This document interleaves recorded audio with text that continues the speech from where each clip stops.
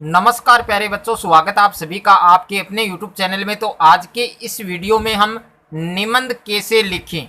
तो आप किसी भी बोर्ड के स्टूडेंट है, चाहे आप CBSE बोर्ड के हो, राजस्थान बोर्ड के हो, या यूपी बोर्ड, बिहार बोर्ड या महाराष्ट्र बोर्ड के, यानी किसी भी बोर्ड के स्टूडेंट हो, अगर आपको निबंध नहीं लिखना आता है और निबंध में आपको फुल मार्क्स चाहिए तो आपको ये वीडियो पूरा देखना है। यानी निबंध कैसे लिखें।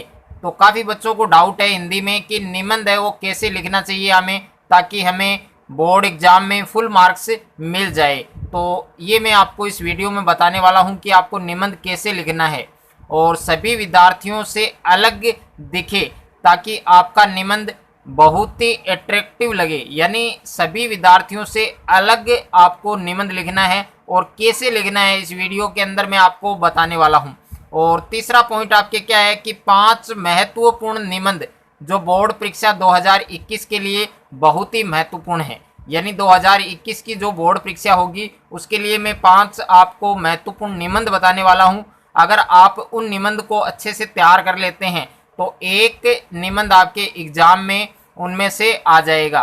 तो ये 5 निबंध मैं आपको इस वीडियो में बताने वाला हूँ। उसके बाद में चौथा है आपके 4 स्टेप, यानी आपको 4 स्टेप फॉलो करनी है। अगर आप 4 स्टेप फॉलो कर लेते हैं तो आपको निबंध में से फुल मार्क्स आपको आराम से मिल जाएंगे। और इसमें से आपके जैसे राजस्थान बोर्ड की बात करें तो राजस्थान बोर्ड में आपके निबंध है वो 8 नंबर का आता है, और CBSE बोर्ड और आपके UP board, Bihar board, Maharashtra board उसमें आपके कितने मार्क्स का आता है? 10 मार्क्स का आता है। तो अच्छे से आपको मैं इस वीडियो में तैयार करवाने वाला हूं, तो वीडियो आपको पूरा देखना है। और इस वीडियो के लास्ट में आपके लिए एक सरप्राइज रखा गया है, तो वीडियो को आपको शुरू से अंत तक देखना है। डियर स्टूडेंट, अगर आपको भी किसी क्वेश्चन में डाउट है तो आपको उस क्वेश्चन का फोटो खींचना है और क्रॉप करना है। तुरंत 5 सेकंड में उस क्वेश्चन का आंसर वीडियो सॉल्यूशन के साथ आपको मिल जाएगा।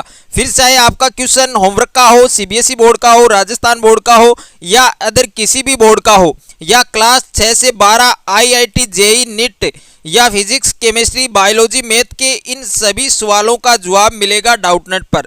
साथ ही डाउटनेट पर क्लास 9 से 12 के बच्चों के लिए लाइव क्लासेज हिंदी मीडियम और इंग्लिश मीडियम में चल रही है। 3 करोड़ से ज़्यादा बच्चे इस एप्लीकेशन पर पढ़ाई कर रहे हैं। डाउटनेट के इस एप्लीकेशन को अभी डाउनलोड कीजिए, लिंक मिलेगा डिस्क्रिप्शन में।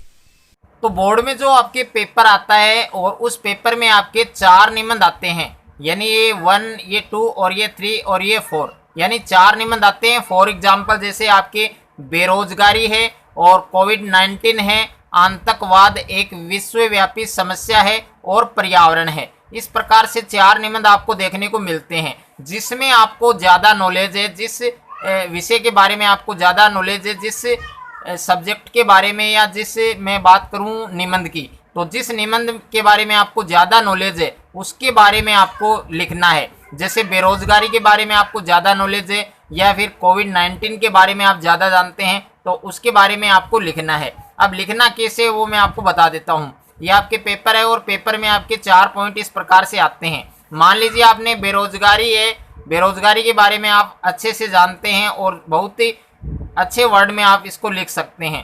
तो फर्स्ट स्टेप में आपको क्या लिखना है? बेरोजगारी। फर्स्ट स्टेप में आपको क्या लिखना है? बेरोजगारी। यानी जो 4 निबंध आपके पेपर में आते हैं उनमें से आपको एक को सिलेक्ट करना है और यहाँ आपको लिखना है बेरोजगारी। और बेरोजगारी के नीचे आपको अंडरलाइन करना है, ब्लैक पेन से आपको क्या करना है? अंडरलाइन। उसके बाद में जो सेकंड स्टेप है, अब देखिए सेकंड स्टेप आपके लिए बहुत ही इम्पोर्टेंट रहने वाली है, तो आपको अच्छे से इसको समझना है। तो सेकंड स्टेप में आपको लिखना है सब हेडिंग। अब देखिए सब हेडिंग क्या होती है। जैसे मान लीजिए हमने सेलेक्ट किया बेरोजगारी, यानी बेरोजगारी के बारे में आपको ज़्यादा नॉलेज है और बेरोजगारी के बारे में आपको निबंध लिखना है। तो सबसे पहले हम बात करें बेरोजगारी क्या है, यानी बेरोजगारी से आपका क्या तात्पर्य है, बेरोजगारी से आप क्या समझते हैं। और दूसरा आपको लिखना है बेरोजगार युवा वर्ग, यानी बेरोजगार युवा वर्ग। उसके बाद में तीसरा है अनेक समस्याओं की जड़ बेरोजगारी, यानी जितनी भी आपकी समस्याएं हैं उन सभी समस्याओं की जड़ क्या है? बेरोजगारी। उसके बाद में 4 नंबर पर पॉइंट लिखना है आपको बेरोजगारी के कारण, यानी बेरोजगारी के कारण।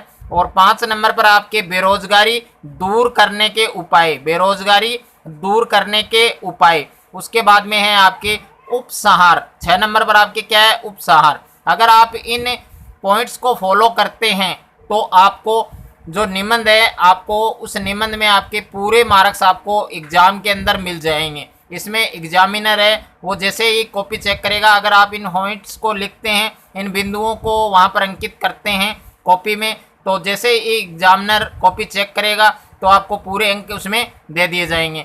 तो बेरोजगारी क्या है, इसका क्या तात्पर्य है? बेरोजगारी युवा वर्ग है, अनेक समस्याओं की जड़ बेरोजगारी है और बेरोजगारी के कारण हैं, बेरोजगारी दूर करने के उपाय हैं, उसके बाद में उपसंहार है। तो इन पॉइंट्स को आपको जरूर अंकित करना है। उसके बाद में जो थर्ड स्टेप है, अब देखिए थर्ड स्टेप में आपको क्या लिखना है, जितने शब्दों में आपको लिखने के लिए बोले आपको उतने ही शब्दों में निबंध को लिखना है। अगर आपको 500 वर्ड में निबंध है, वो दिया जाता है कि 500 वर्ड में निबंध लिखना है या फिर 200 वर्ड में आपको निबंध लिखना है, तो उतने ही शब्दों में आपको लिखना है। ये आपके एग्जाम में, आपके पेपर में क्यों दिया जाता है कि 500 वर्ड में लिखना है या फिर 200 वर्ड में लिखना है या 400 वर्ड में लिखना है, ऐसा आपके लिए क्यों दिया जाता है पेपर में, ताकि आप कम शब्दों में उस निबंध को किस तरीके से लिख पाते हैं। तो सभी बच्चों से आपका जो निबंध है वो अट्रैक्टिव लगेगा, जिस तरीके से मैं आपको बता रहा हूँ उस तरीके से आपको लिखना है। तो तीसरी स्टेप को आपको बहुत ही अच्छे से फॉलो करना है कि जितने शब्दों में आपको निबंध लिखने के लिए बोला जाता है, सिर्फ आपको उतने ही शब्दों में लिखना है, ज़्यादा शब्दों में आपको नहीं लिखना है।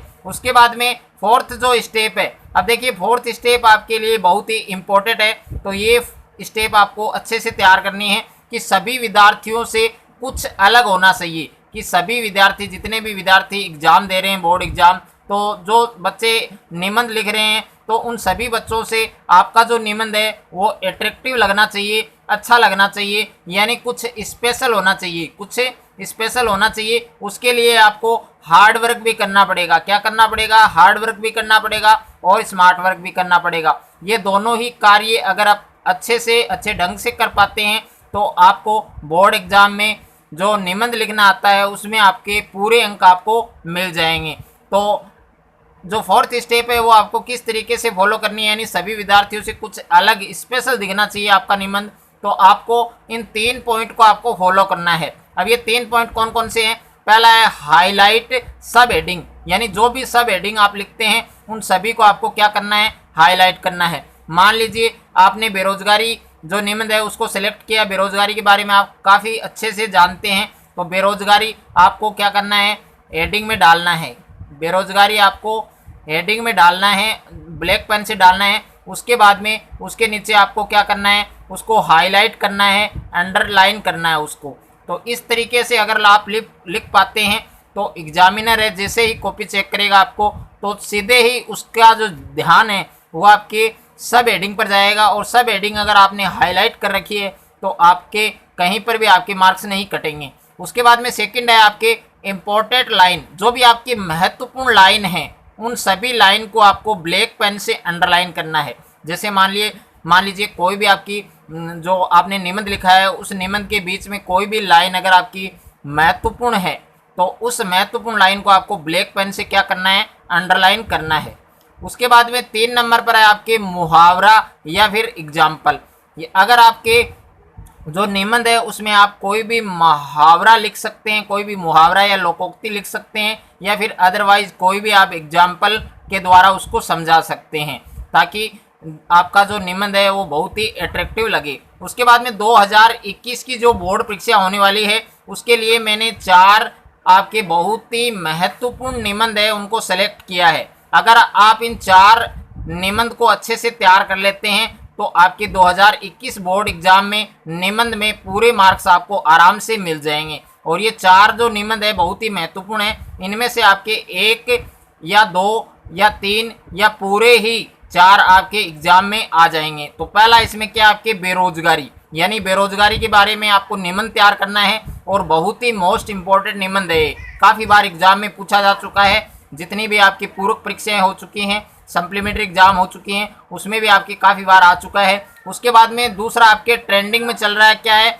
बदलती शिक्षा नीति का छात्रों पर प्रभाव। जैसे अभी आप जानते हैं कि जो आपकी शिक्षा नीति है उसमें भी कुछ बदलाव हुआ है, तो इस पर आपके आ सकता है कि बदलती शिक्षा नीति का छात्रों पर प्रभाव। उसके बाद में है कोरोना वायरस। तो कोरोना वायरस के बारे में भी आपको अभी जान लेना चाहिए कि क्या है कोरोना वायरस और कोरोना वायरस के कारण क्या प्रभाव पड़ा है, तो इसके बारे में भी आपको अच्छे से समझना है, अच्छे से जानना है। उसके बाद में 4 नंबर पर है आपके पर्यावरण। तो पर्यावरण भी आपके बहुत ही इंपॉर्टेंट है और इस वीडियो के लास्ट में मैं आपको जो सरप्राइज बताने वाला हूं वो आपको अच्छे से सुनना है और अच्छे से देखना है कि उसमें क्या सरप्राइज आपको दिया जा रहा है। अगर अभी तक आपने online science school YouTube channel के टॉप 100 बैच को ज्वाइन नहीं किया है तो अभी ज्वाइन कीजिए।